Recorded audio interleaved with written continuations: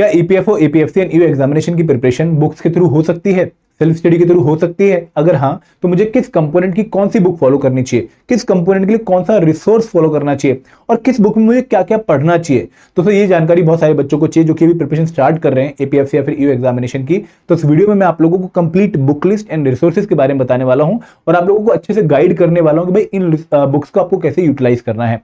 लेकिन आगे बढ़ने से पहले मैं आप लोगों से रिक्वेस्ट करूंगा कि अगर आप लोग इन एग्जाम्स की प्रिपरेशन कर रहे हैं तो हमारा चैनल सब्सक्राइब करना ना भूलें और साथ ही गाइड बुक डाउनलोड करना ना भूलें, जो मैं आपको बार बार कहता हूं। इसका लिंक वीडियो के डिस्क्रिप्शन में दिया गया है, क्योंकि यहां पर आपको वो सारी इंफॉर्मेशन जो कि आपको चाहिए एक अच्छी प्रिपरेशन के लिए, decoded syllabus, short PYQs, preparation strategy, वो मिल जाएगा। ठीक है, अब शुरुआत करते हैं complete book list and resources की for APFC and EO examination.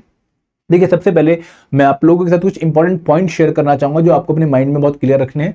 यहां पर मैं आपको कंप्लीट बुक लिस्ट बताऊंगा for general studies component, for QRE, for special component. But जो बच्चे ऑलरेडी किसी एग्जाम की प्रिपरेशन कर रहे हैं, फॉर एग्जांपल आप में से कुछ बच्चे ऐसे होंगे जो कि बैंकिंग एग्जाम की ऑलरेडी प्रिपरेशन कर रहे होंगे, कुछ बच्चे एसएससी सीजीएल एग्जाम की प्रिपरेशन ऑलरेडी कर रहे होंगे, कुछ बच्चे जो है यूपीएससी एग्जाम की प्रिपरेशन ऑलरेडी कर रहे होंगे। तो यहां पर जो सोर्स आप क्यूआरई का, या यहां पर भी क्यूआरई का, या यहां पर जीएस प्लस क्यूआरई का जो सोर्स आप ऑलरेडी फॉलो कर रहे हैं, आप वही फॉलो करते रहिए, क्योंकि आपको डिफरेंट सोर्स के ऊपर अब एकदम नहीं जाना चाहिए। हम हमेशा ये कहते हैं कि भाई एक कंपोनेंट की एक ही बुक 10 बार पढ़िए, ना कि एक कंपोनेंट की 10 बुक पढ़िए। तो यहां पर आप लोगों को अपने एग्जिस्टिंग सोर्स को ही फॉलो करते रहना है, क्योंकि कहीं ना कहीं चीजों के बीच में ओवरलैपिंग है, सिलेबस के बीच में ओवरलैपिंग है, तो आपका एग्जिस्टिंग सोर्स यहां पर आपको जो है हेल्प कर देगा। हाँ, अगर आपको यही डाउट है कि सर मेरा एग्जिस्टिंग जो सोर्स है क्या वो इस एग्जाम की रिक्वायरमेंट को मीट करेगा, तो एक बार आप पीवाईक्यूज पक्का देख लीजिए, क्योंकि उनसे आपको आइडिया लग जाएगा कि भाई आपका जो एग्जिस्टिंग सोर्स है क्या वो इस एग्जाम की रिक्वायरमेंट मीट कर रहा है या नहीं कर रहा है। तो यहां पर पहला इंपॉर्टेंट पॉइंट मेरा ये है कि भाई अगर आप ऑलरेडी किसी एग्जाम की तैयारी कर रहे हैं और उसके लिए कुछ सोर्सेस या फिर कोर्सेज फॉलो कर रहे हैं, तो एक बार पीवाईक्यूज की मदद से वेरीफाई कर लीजिए कि आपका सोर्स गुड इनफ है। अगर वो गुड इनफ है तो आप उसी को फॉलो करते रहिए, आपको नई बुक्स या फिर नए रिसोर्सेज की तरफ इस टाइम पर शिफ्ट नहीं करना चाहिए। दोस्तों, एक और बात कि ये मैं आपको जो बुक्स बता रहा हूं ये बेस्ट नहीं है, they are one of the sources.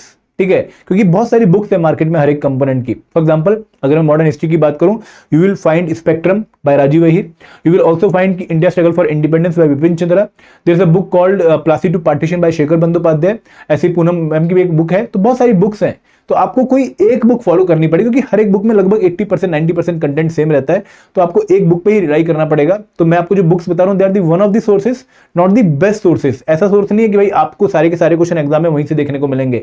ऐसा कोई भी सोर्स यूपीएससी प्रिपरेशन में आपको देखने को नहीं मिलेगा जहां से आपको 100% कवरेज देखने को मिल जाए। ठीक है, तो यहां पर these books are good enough for the exam, आपके 80% 90% एग्जाम की रिक्वायरमेंट को मीट करेंगी और इनको पढ़ के ही आपको एग्जाम में जो है अच्छा रिजल्ट देखने को मिलेगा।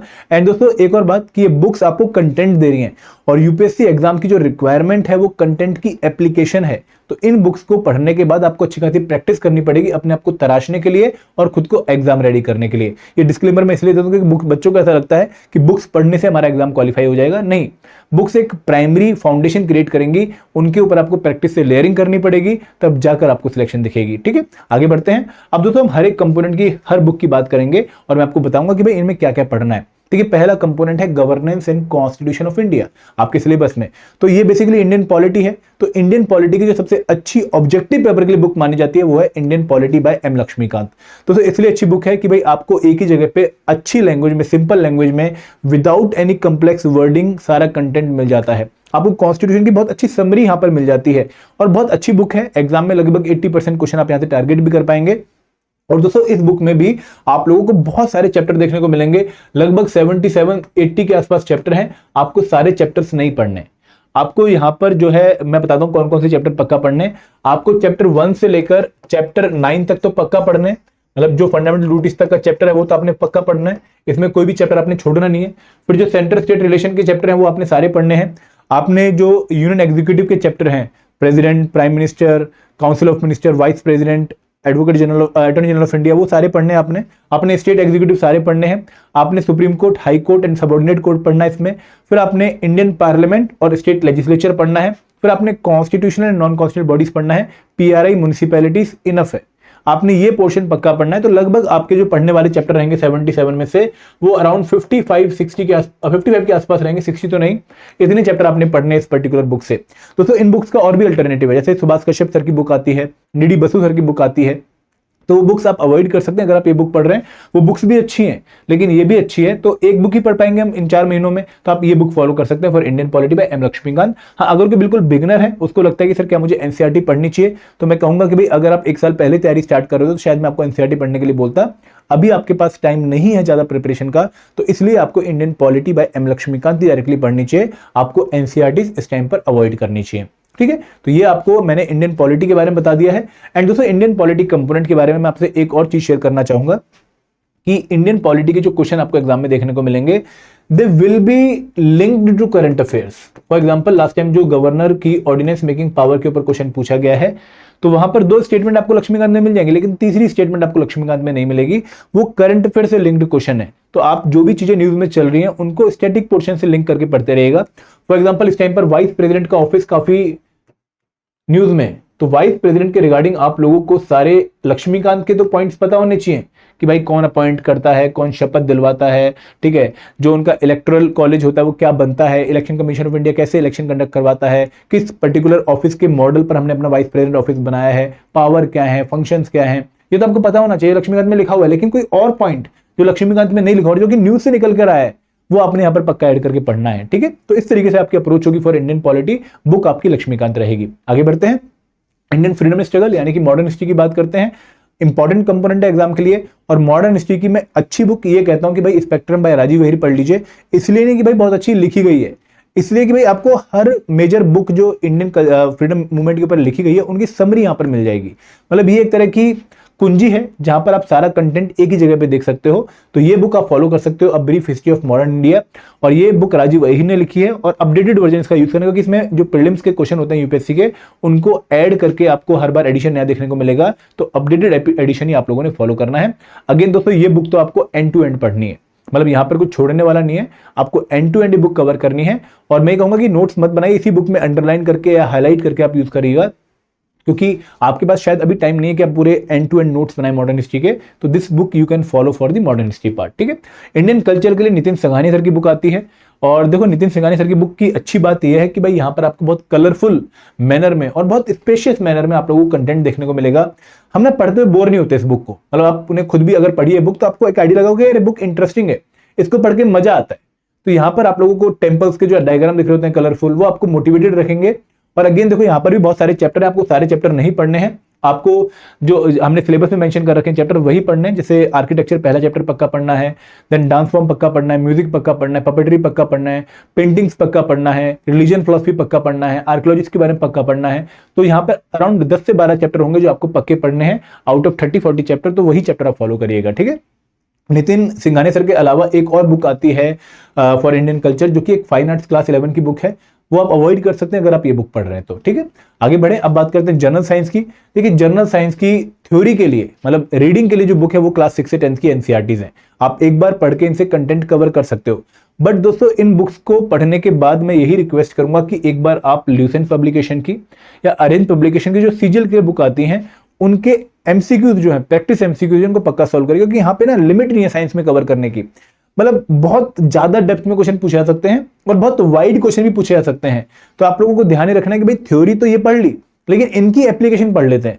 आपने जो है एसिडेंट बेसिस पढ़ा, तो अब उसमें कोई नया जो क्वेश्चन टाइप है जो आपको बुक में नहीं लिखा दिख रहा है, वो आपको एमसीक्यूज की मदद से कवर करने का मौका मिलेगा। तो यहाँ पर एमसीक्यूज को प्रैक्टिस करके भी आपने रिवर्स इंजीनियरिंग करके प्रिपेयर करना है, बट इनिशियली आपने 6 से 10 की एनसीईआरटीज पक्का फॉलो करनी है, और ये एनसीईआरटीज आप लोगों को फ्री मिल जाती हैं जब आप एनसीईआरटी की वेबसाइट पे आके पीडीएफ वाला वर्जन डाउनलोड करते हैं। ठीक है, आगे बढ़े, इंडियन इकोनॉमी की बात करें तो इंडियन इकोनॉमी एक ऐसा कंपोनेंट है जिसकी एज सच कोई डेफिनेट बुक नहीं है कि भाई ये बुक पढ़ लो, जैसे Indian polity by M Laxmikanth, आपकी इंडियन इकोनॉमी कवर हो जाएगी। यहाँ पर ऐसी कोई डेफिनेट बुक देखने को नहीं मिलती। रमेश सिंह जरूर है एक बुक इंडियन इकोनॉमी की, नितिन सिंघानिया जरूर एक बुक है इंडियन इकोनॉमी की, लेकिन वो बहुत ज्यादा कंटेंट कवर करते हैं जो कि एपीएससी एग्जाम के लिए या यू एग्जाम के लिए सही नहीं है। इवन वो यूपीएससी के लिए भी ज्यादा कंटेंट कवर करती हैं। तो यहाँ पर इंडियन इकोनॉमी के लिए बेस्ट क्या रहेगा कि एक तो क्लास 11th की एनसीईआरटी इंडियन इकोनॉमिक डेवलपमेंट से इंडिया की इकोनॉमिक सिचुएशन का एक ब्रॉड आइडिया लगा लीजिए। फिर इंट्रोडक्टरी मैक्रो इकोनॉमिक्स की बुक से जो हमारी फिस्कल पॉलिसी है, मॉनेटरी पॉलिसी है, इन्फ्लेशन टारगेटिंग है, मेजरमेंट ऑफ ग्रोथ है, बैलेंस ऑफ पेमेंट है, वो वाले टॉपिक्स कवर कर लीजिए। और कोई भी एक यूट्यूब सीरीज, जैसे मुन्ना सर की एक बहुत अच्छी यूट्यूब सीरीज है, आप उसको फॉलो कर सकते हैं। और दोस्तों ये बुक्स आप लोगों को काफी अच्छी हेल्प करेंगी प्रिपरेशन करने में, बेसिक बनाने में। बट अगेन देखो, इकोनॉमी जस्ट लाइक पॉलिटिक ऐसा कंपोनेंट है जहां पर आपको करंट अफेयर से काफी लिंक देखने को मिलेगा। तो जो भी चीजें न्यूज में चल रही है, फॉर एग्जांपल आरबीआई ने कल कोई मॉनेटरी पॉलिसी का नया क्वालिटेटिव इंस्ट्रूमेंट रिलीज कर दिया, तो उसके बारे में आपको पक्का पता होना चाहिए, क्वेश्चन पूछा जा सकता है। सिमिलरली आरबीआई ने रेपो रेट में कुछ चेंज किया, तो रेपो रेट से लिंक आपसे स्टैटिक क्वेश्चन पूछा जा सकता है। तो यहां पर आप लोगों को डायनेमिक पोर्शन को इंटीग्रेट करके स्टैटिक पोर्शन से ही अपनी प्रिपरेशन करनी है। ठीक है, आगे बढ़े। अब बात करते हैं population development and globalisation component की। इंपॉर्टेंट ज्यादा नहीं है एग्जाम के लिए, बट फिर भी बच्चे प्रिपेयर करेंगे, तो इसके लिए आप क्लास 11th की NCERT Indian physical environment, class 12th की जो है नहीं 11th वाली वर्ल्ड की नहीं पढ़नी है, जो फिजिकल ज्योग्राफी की बुक है वर्ल्ड लेवल पे, जैसे प्लेट टेक्टोनिक्स वगैरह यहाँ पर कंसेप्ट आ रहे हैं, वो आपने नहीं पढ़नी है। आपने सिर्फ फिजिकल एनवायरनमेंट में भी जो चैप्टर 2 है, जो हमारी फिजियोग्राफी वाला, और ड्रेनेज सिस्टम जो चैप्टर 3 है, वो आपने कवर करना है। आपने यहाँ से क्लाइमेट, वेजिटेशन, वो सॉइल वगैरह वाले चैप्टर कवर नहीं करने हैं। देन दोस्तों ये भी आपने नहीं करना है, आपने इंडियन पीपल एंड इकोनॉमी पक्का पढ़ना है। सॉरी, ह्यूमन ज्योग्राफी में आपका जो एक थर्ड चैप्टर है शायद डेवलपमेंट का, वो आपने फॉलो करना है, और आपने इंडियन पीपल एंड इकोनॉमी यहाँ से पढ़ना है। डेवलपमेंट वाले चैप्टर में आपको डेवलपमेंट्स की डेफिनेशन पता होनी चाहिए, ह्यूमन डेवलपमेंट क्या होती है, महबूब हक ने क्या डेफिनेशन दी है, अमर्त्य सेन ने क्या डेफिनेशन दी है, वो क्लैरिटी आपको इस बुक में मिलेगी। इस वाली बुक में थर्ड चैप्टर में, थर्ड या फोर्थ चैप्टर है, और ये बुक्स पढ़ के प्लस करंट अफेयर पढ़ के आप इस कंपोनेंट को प्रिपेयर कर सकते हैं। आगे बढ़े। अब बात करते हैं industrial relation and labour law की। इंपॉर्टेंट कंपोनेंट, एग्जाम में 15 क्वेश्चन आएंगे। एंड दोस्तों आईआर की जो बात करूं अगर बुक की, मैं पहले लेबर लॉ की बात नहीं कर रहा, आईआर की अगर बात करूं बुक की, तो प्याली घोष एंड शिफाली नंदन की बुक है। हमने भी इसी बुक को फॉलो करके कंटेंट बनाया है अपने कोर्स में। इवन बाकी बुक्स भी हमने फॉलो करी अपने कोर्स में कंटेंट बनाने के लिए। तो यहाँ पर ये बुक आप भी फॉलो कर सकते हैं आईआर वाले पोर्शन की, और ये बुक काफी अच्छी है, मतलब सिंपल लैंग्वेज में लिखी हुई है और आईआर को बहुत अच्छे से एक्सप्लेन करती है। बट अगेन बहुत सारे चैप्टर हैं, आपने वही चैप्टर प्रिपेयर करने हैं जो कि हमने अपने डिकोडेड सिलेबस वाली लिस्ट में आपको दे रखे हैं। ठीक है, अब लेबर लॉ के लिए आपको ministry of labour and employment की वेबसाइट पे जाना है। तो यहाँ पर आप लोगों को सोशल सिक्योरिटी के एक्ट और मिनिस्ट्री ऑफ आईआर के लेबर लॉ के एक्ट मिल जाएंगे। Ministry of labour and employment में एक्ट एंड रूल वाला सेक्शन है, जब आप इस पे क्लिक करेंगे तो आपको सारे एक्ट यहाँ पर देखने को मिलेंगे। सिमिलरली जब आप सोशल सिक्योरिटी वाला एक्ट एंड रूल में जो है टैब चेक क्लिक करेंगे तो आपको payment of gratuity, maternity benefit act, employ state insurance act, employ compensation act और ईपीएफ एक्ट, वो आपको सारे यहाँ पर मिल जाएंगे जिनको आप डाउनलोड कर सकते हैं। ठीक है, तो ये आपके सोर्स रहेंगे for labour laws and acts. Act की ऐसे बुक नहीं है, ठीक है, आप बेयर एक्ट पढ़ सकते हैं, पीएम बख्शी का अगर लीगल लॉ का एक्ट आता है वो देख सकते हैं। बट अगेन अगर आप डायरेक्ट डाउनलोड करके यहाँ से पढ़ेंगे तो बेटर रहेगा। ठीक है, आगे बढ़े। अकाउंटेंसी की बात करते हैं तो दोस्तों काफी बच्चे अकाउंटेंसी में नॉन कॉमर्स बैकग्राउंड वाले हैं और अब प्रिपेयर करना शुरू करेंगे, और ये कंपोनेंट प्रिपेयर करना जरूरी है, मतलब आप सबको पता है। तो यहाँ पर बेस्ट सोर्स तो रहता है कि भाई क्लास 11th और क्लास 12th की एनसीईआरटी डायरेक्टली पढ़ लो। बट बच्चों को दिक्कत आती है कि सर एनसीईआरटी काफी कॉम्प्लेक्स है, कैसे प्रिपेयर करें, समझ ही नहीं आता कि भाई कैसे ज्ञान निकालें उनसे। ज्ञान तो दे रखा है उनमें, बट दोस्तों फिर मैं कहता हूं कि भाई आप डीके गोयल की बुक जो है फॉलो कर लो। काफी अच्छी बुक है, काफी सिंपल बुक है, और बहुत अच्छे मैनर में एग्जाम्पल्स के साथ इस तरीके से अकाउंटेंसी समझाया गया कि भाई जिसने पहले कभी भी नहीं पढ़ा वो भी समझ पाएगा। तो आप इन बुक्स को फॉलो कर सकते हो, class 11th and class 12th की। एक और बुक आती है टीएस ग्रेवाल सर की, वो भी हम पहले रिकमेंड करते थे, बट हमें ये बुक ज्यादा सिंपल लगी है। एक बिगिनर के तौर पर आप इस बुक को फॉलो कर सकते हो। ठीक है, आगे बढ़े। अब बात करते हैं एक और बुक की, ऑडिटिंग एंड इंश्योरेंस कंपोनेंट की। देखिए ऑडिटिंग की एक बुक आती है टीएन शर्मा सर की, जो कि आगरा पब्लिकेशन की है, साहित्य भवन पब्लिकेशन की है। इस पर्टिकुलर बुक में आपको 7 टॉपिक्स प्रिपेयर करने हैं, डिकोडेड सिलेबस की लिस्ट में मैंने दे दिए हैं।